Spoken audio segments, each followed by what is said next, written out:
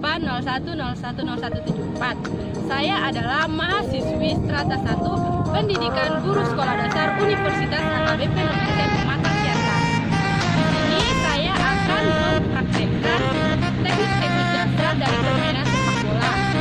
Sebelum saya menunjukkannya, saya akan memberikan sedikit penjelasan dari pengertian sepak bola. Nah, sepak bola adalah suatu cabang olahraga yang permainannya menggunakan bola yang umumnya terbuat dari bahan kulit, yang dimainkan oleh dua tim yang masing-masing tim beranggotakan 11 pemain inti dan beberapa orang pemain cadangan.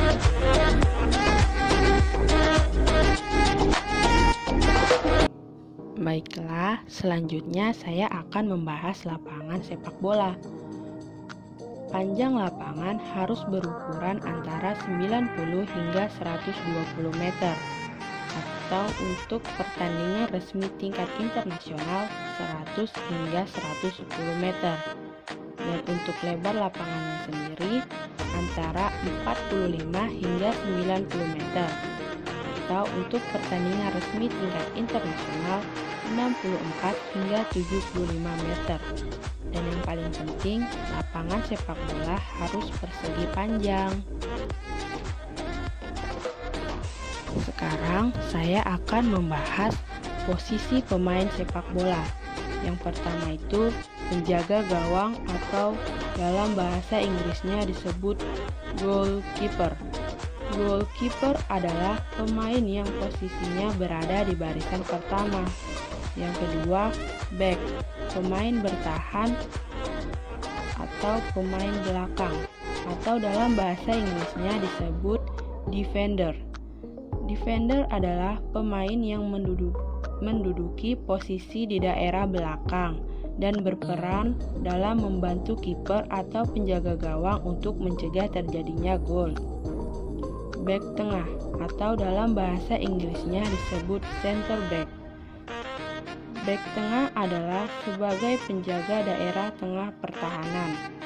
Para pemain back tengah biasanya selalu berada di bagian belakang dari formasi bersama dengan kiper untuk mencegah terjadinya gol. Back sayap, atau dalam bahasa Inggrisnya disebut wingback. Back sayap adalah fullback yang bisa bergerak maju sampai ke gawang tim lawan. Penyapu, atau dalam bahasa Inggrisnya disebut sweeper. Penyapu adalah posisi di belakang garis pertahanan, tepatnya di depan penjaga gawang atau kiper.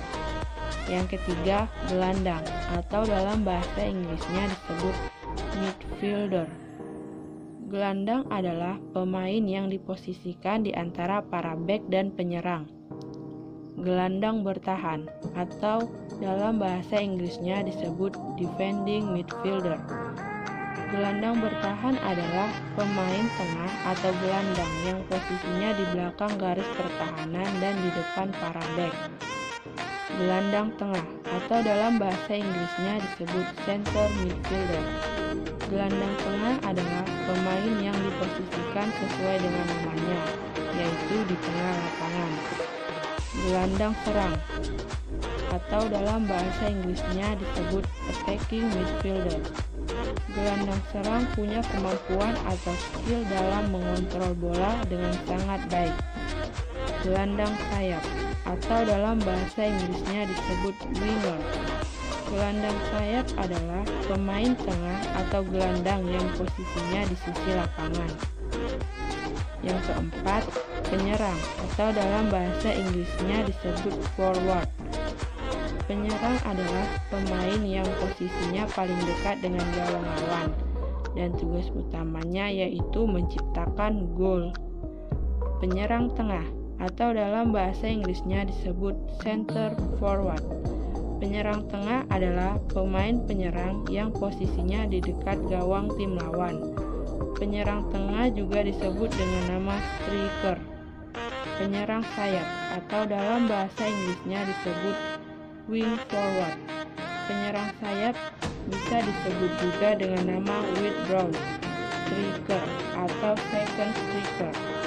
Dia adalah seorang striker yang ditarik ke belakang dan melakukan penyerangan. Itulah nama-nama posisi pemain sepak bola.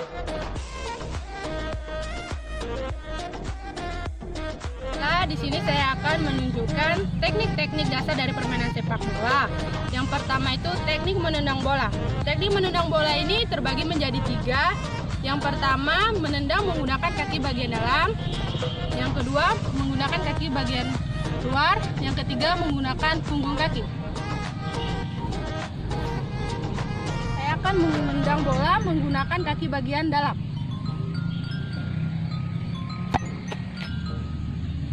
Sekarang saya akan menendang bola menggunakan punggung kaki. Dan yang terakhir, menendang bola menggunakan kaki bagian luar. Selanjutnya, teknik mengontrol bola. Teknik mengontrol bola ini terbagi menjadi 3 juga. Yang pertama itu mengontrol bola menggunakan kaki bagian dalam. Yang kedua, punggung kaki. Dan yang ketiga, telapak kaki. Yang pertama itu mengontrol bola menggunakan kaki bagian dalam.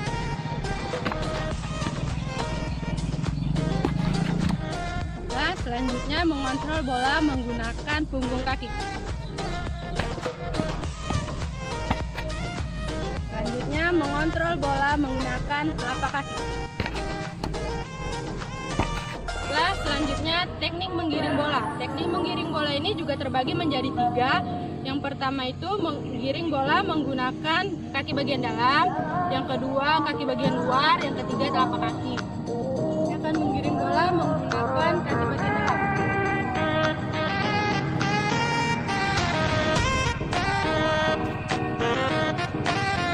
Selanjutnya menggiring bola menggunakan kaki bagian luar.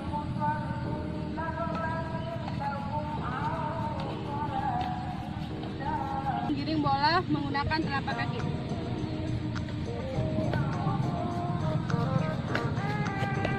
Baiklah, sekarang teknik menyundul bola.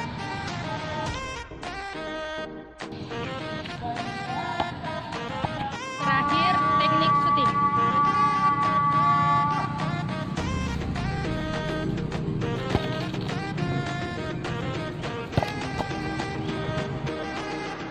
Baiklah teman-teman, itulah penjelasan saya mengenai permainan sepak bola.